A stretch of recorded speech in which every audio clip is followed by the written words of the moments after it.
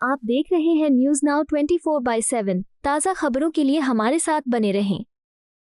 आज भाजपा मुख्यालय दिल्ली से भारतीय जनता पार्टी के राष्ट्रीय प्रवक्ता डॉक्टर सुधांशु त्रिवेदी ने मीडिया को संबोधित किया। डॉक्टर त्रिवेदी ने कहा, मोदी सरकार के नेतृत्व में देश प्रत्येक क्षेत्र में अभूतपूर्व विकास कर रहा है। प्रधानमंत्री श्री नरेंद्र मोदी की दूरदृष्टि और उनकी नीति के कारण आर्थिक सुधारों की प्रक्रिया तेज हुई है और आम नागरिक को आर्थिक राहत मिली है। उन्होंने बताया कि जीएसटी में बदलाव से रोटी, कपड़ा और मकान पर टैक्स बेहद कम हो गया है, जिससे जनता को बड़ी राहत मिली है। कारों पर जीएसटी घटने से रिकॉर्ड बिक्री हो रही है और देश की अर्थव्यवस्था नई ऊंचाइयों पर पहुंच रही है। इसके साथ ही उन्होंने विपक्षी इंडी गठबंधन के नेताओं की बयानबाजी पर भी तीखी प्रतिक्रिया दी। डॉक्टर त्रिवेदी ने कहा कि विपक्ष के कुछ नेताओं की कुंठा और निराशा अब जहरीली भाषणबाजी में बदल रही है, जो भारत की एकता और अखंडता के खिलाफ है। उन्होंने तमिलनाडु और केरल के मुख्यमंत्री के हालिया बयानों का भी विरोध किया और कहा कि प्रधानमंत्री मोदी सभी भारतीय भाषाओं का सम्मान करते हैं और उनकी स्पीच अब हर भारतीय भाषा में उपलब्ध है, जो देश की एकता का प्रतीक है। उन्होंने ये भी कहा कि कांग्रेस और उसके गठबंधन की नकारात्मक राजनीति अब आउट ऑफ डेट हो चुकी है और देश की युवा पीढ़ी मोदी जी के नए भारत के साथ आगे बढ़ रही है। डॉक्टर त्रिवेदी ने लोगों से अपील की कि आगामी चुनावों में देश की एकता और प्रगति के लिए मोदी सरकार का समर्थन करें और प्रतिगामी ताकतों को उचित जवाब दें। मित्रों, संपूर्ण देश में नवरात्रि का पावन पर्व हर्षोल्लास के साथ मनाया जा रहा है। सभी लोग पूर्ण श्रद्धा भाव से शक्ति की आराधना के इस पर्व में लगे हैं और जीएसटी की दरों में कटौती के बाद इस बार तो उल्लास और भी अधिक है। परंतु जहां एक तरफ पूरा देश शक्ति की आराधना के इस पर्व में श्रद्धा भाव से लगा है, वहीं इसी समय इंडी गठबंधन के नेताओं के बहुत सारे दुर्भाव और बहुत सारे संदिग्ध मनोभाव भी उभर कर सामने आ रहे हैं। आप सबको याद होगा कि मार्च 2024 में श्री राहुल गांधी जी के मुंह से निकल गया था कि हमें हिंदू धर्म में जो शक्ति है उससे लड़ना है। और आप देखिए कि ऐसा प्रतीत होता है कि उस शक्ति से लड़ने या यूं कहें उस शक्ति पर भितरघात करने की शुरुआत शक्ति की आराधना के इस नवरात्र के पर्व से ही हो रही है। अभी कुछ दिन पहले कर्नाटक में विश्व प्रसिद्ध मैसूर दशहरे के उद्घाटन के समय देवी जी के मंदिर में कर्नाटक की सरकार ने उसकी पूजा अर्चना बानू मुस्तफा से करवाई और आज पश्चिम बंगाल की मुख्यमंत्री ममता बनर्जी जी एक दुर्गा पंडाल में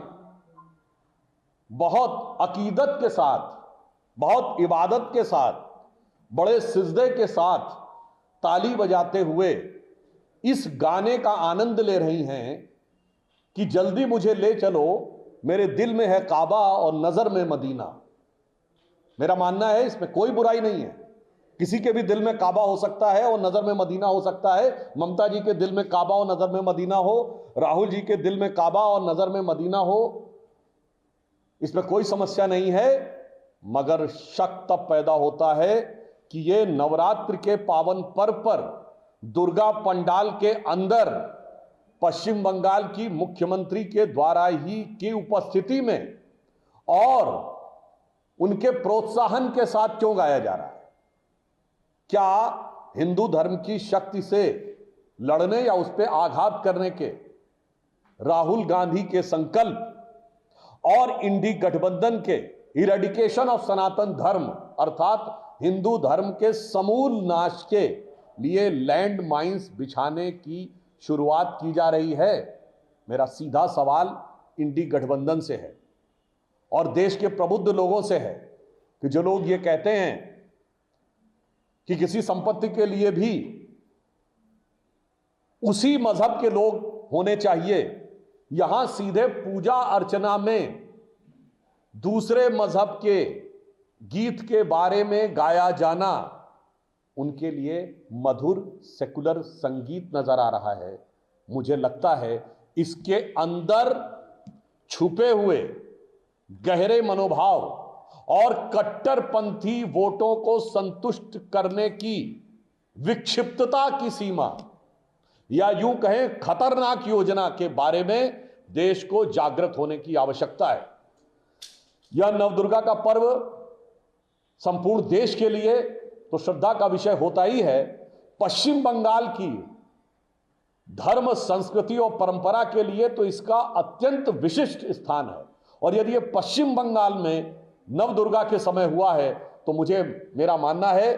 कि भारत हिंदू धर्म संस्कृति के साथ साथ बंगाल की संस्कृति के ऊपर भी यह कितना गहरा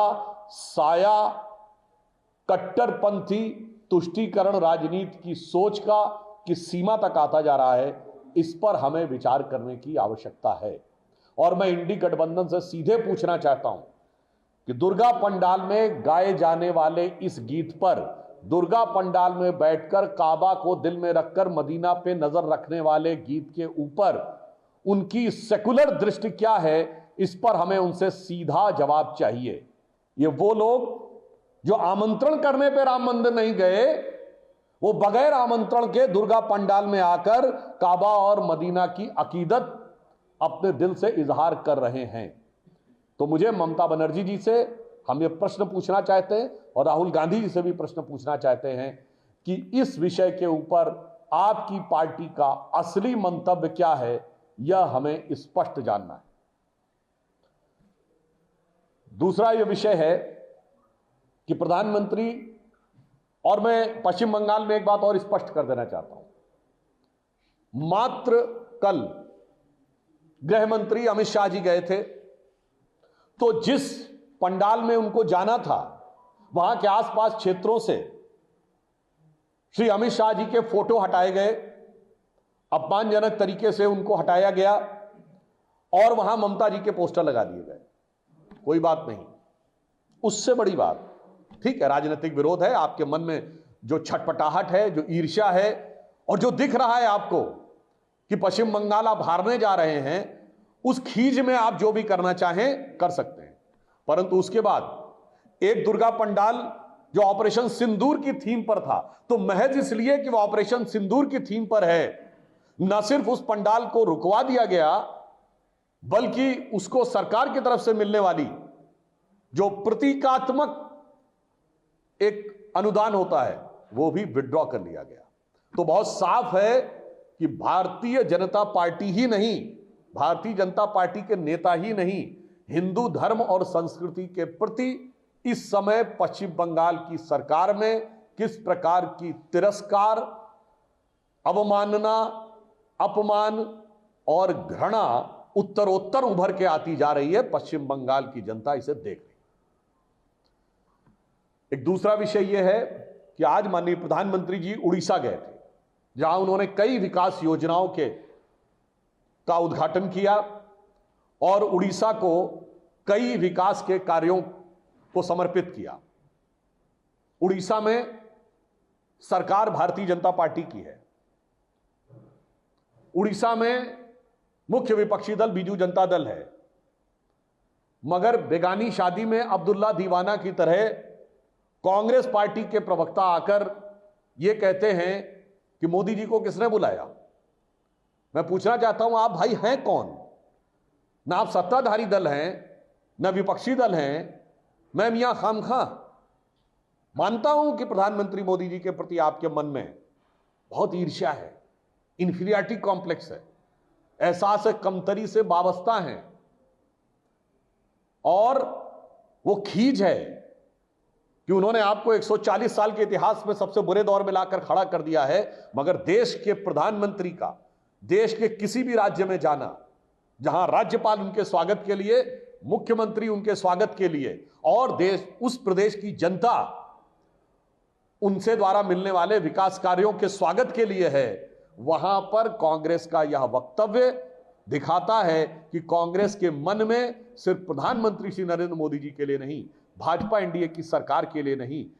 उड़ीसा की जनता को मिलने वाले विकास के कार्यों के लिए भी कितनी अवमानना भरी पड़ी है कि उसकी कीमत पर विकास कार्यों से यदि पृथक रखा जाए उड़ीसा को, तो शायद उनके लिए ज्यादा अच्छा रहता। तो इससे कांग्रेस की आंतरिक मनोवृत्ति उजागर हो जाती है। आपको यह वीडियो पसंद आया हो तो इसे लाइक करें, हमारे चैनल को सब्सक्राइब करें।